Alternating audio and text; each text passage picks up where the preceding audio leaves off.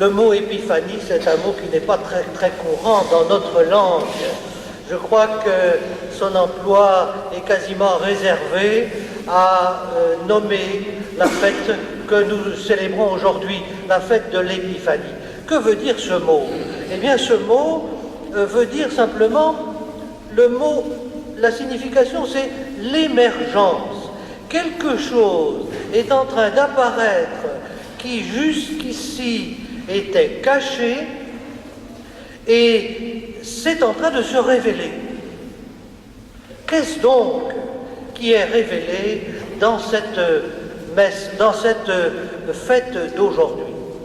Eh bien, nous pouvons nous adresser à saint Paul, qui nous explique qu'il est en admiration devant ce que Dieu est en train d'accomplir et de révéler de ses intentions au cours de la génération qui est la sienne. Génération de Paul, qui est aussi la génération de Jésus, ou presque. Pour nous, nous sommes peut-être un peu étonnés de cette admiration de Paul, car saint Paul dit simplement « Je me rends compte que de l'histoire d'Israël que je connais si bien, puisque je suis rabbin, de cette histoire d'Israël qui est l'histoire de la promesse, l'histoire de l'alliance avec le peuple élu, est en train de surgir, d'émerger une intention de Dieu qui veut sauver, étendre l'alliance au monde entier. » Et Paul nous dit son admiration à plusieurs reprises dans ses lettres, parce que pour lui, c'est quelque chose d'absolument extraordinaire. Il a eu d'ailleurs beaucoup de peine à accepter ce message. Nous savons que Paul, avant d'être l'apôtre que nous connaissons et que nous révérons, a été un persécuteur de l'Église. Et ce qu'il reprochait précisément à cette petite secte rassemblée autour de Jésus de Nazareth, c'est de proclamer à tout va que Dieu allait étendre l'alliance et la promesse au monde entier. Il pensait que l'heure n'était pas venue. Bien sûr, les prophètes en avaient parlé autrefois, mais on répétait ce que disaient les prophètes en disant « mais l'heure n'est pas encore venue ». Et voilà que Paul, le persécuteur, reçoit sur la route de Damas, nous le savons, il y fait allusion en parlant de cette révélation qu'il a eue. Hein.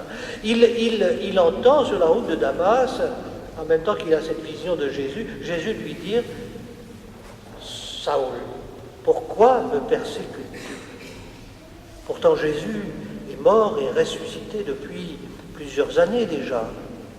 Et voilà que Jésus se présente à lui vivant, et, chose encore plus extraordinaire pour lui, Jésus s'identifie complètement à la communauté qu'il a fondée.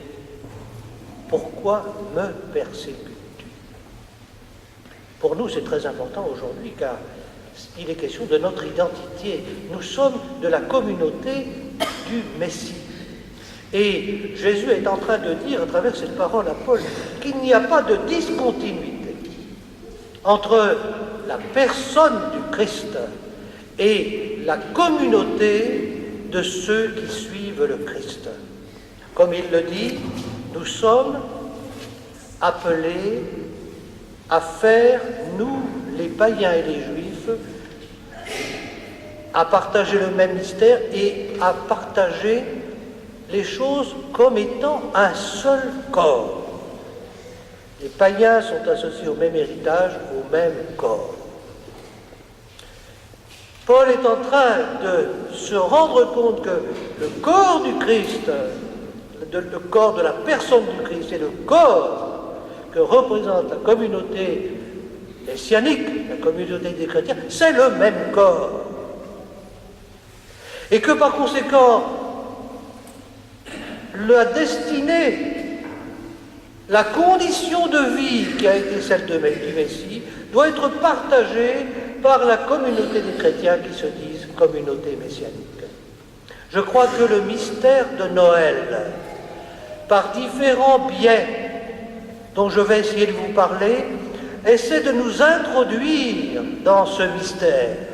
Nous partageons la condition du Christ en même temps que nous diffusons son message de fraternité universelle.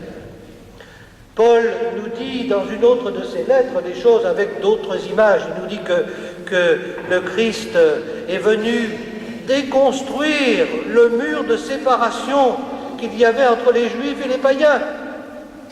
Et ce mur de séparation, c'est comme le symbole de tous les murs que nous pouvons construire pour nous séparer les uns des autres. Vous savez, nous aimons beaucoup construire les murs, pas seulement pour construire nos maisons. Nous aimons construire des murs pour nous séparer les uns des autres. Nous avons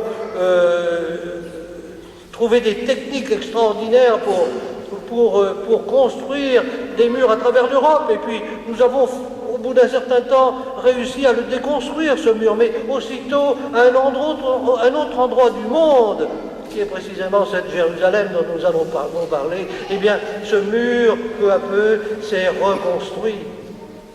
Et il est le symbole, ces grands murs sont le symbole de tous ces murs que, spontanément, nous essayons de nous construire autour de nous, pour nous isoler des autres, car les autres nous font peur avec leurs appartenances si bizarres. Comment peut-on être comme ça, appartenir à telle ou telle nation, telle ou telle congrégation? Et donc, ce message de fraternité universelle se heurte immédiatement à toutes sortes de résistances qui prennent naissance à l'intérieur de nous, dans nos cœurs. Et saint Paul, après avoir pris conscience du dessein de Dieu, universel de Dieu, va lui-même faire l'expérience, en fondant ses communautés, qu'il va être obligé de déconstruire dans ses propres communautés tous les murs que les chrétiens s'amusent à reconstruire en permanence et qui font obstacle à cette fraternité universelle. Fraternité, c'est le mot que notre pape emploie aujourd'hui dans son message de Noël. Et nous savons combien il est d'actualité. En préparant ce petit mot, je me suis dit, étant donné l'actualité dans laquelle nous vivons, le nombre de chrétiens qui sont persécutés aujourd'hui pour leur foi, mais pas seulement eux, ces masses de population obligées de tout quitter pour échapper au danger, obligées de se retrouver sur les routes sans savoir pourquoi ils doivent quitter la plupart du temps. Je me suis dit, mais est-ce que cette année, nous n'aurions pas dû supprimer la fête de l'Épiphanie pour prendre au contraire la fête des Saints Innocents, du massacre des Saints Innocents? Vous savez, ce qui m'a frappé en relisant ces textes, c'est de voir comment aussitôt le texte de l'adoration des mains suit la page du massacre des Saints Innocents, comme si cette proximité avait quelque chose à nous dire. Et puis, je me suis longtemps aussi posé la question, pourquoi, dans le calendrier liturgique, la fête de Saint-Étienne, premier martyr, suit aussitôt la fête de Noël, dès le lendemain de Noël, comme si on ne pouvait pas nous laisser pendant un certain temps en paix, vivre Noël comme ça, dans la joie et dans l'esprit. Aussitôt après, l'Église nous dit, Étienne, premier martyr. Proximité entre Jésus et sa communauté. La communauté de Jésus doit bien prendre conscience qu'elle a la même destinée que lui et qu'elle doit non seulement prêcher l'Évangile, mais se confronter aux résistances que rencontre l'Évangile. Dans notre pays, nous ne sommes pas persécutés physiquement, mais nous le savons, c'est pas facile d'expliquer notre foi aux autres. Et spécialement quand les autres nous font comprendre que tout ça c'est un peu retardataire. Sur les cours de l'école, eh bien, les enfants disent nous on est au catéchisme, mais on n'ose pas trop le dire parce qu'on se moque de nous. L'évangélisation, cette fameuse nouvelle évangélisation dont on parle, elle s'adresse non pas au monde d'hier, celui dans laquelle la foi se transmettait comme ça de génération en génération. Elle doit se pratiquer dans le monde d'aujourd'hui, un monde éclaté, où la transmission se fait difficile, avec ses paradoxes. Vous savez, nous avons des moyens de communication extraordinaires, mais comme le disait le pape, c'est pas pour ça que nous sommes devenus davantage frères, parce que décider de devenir frères, ce n'est pas seulement des questions techniques, c'est une décision du cœur.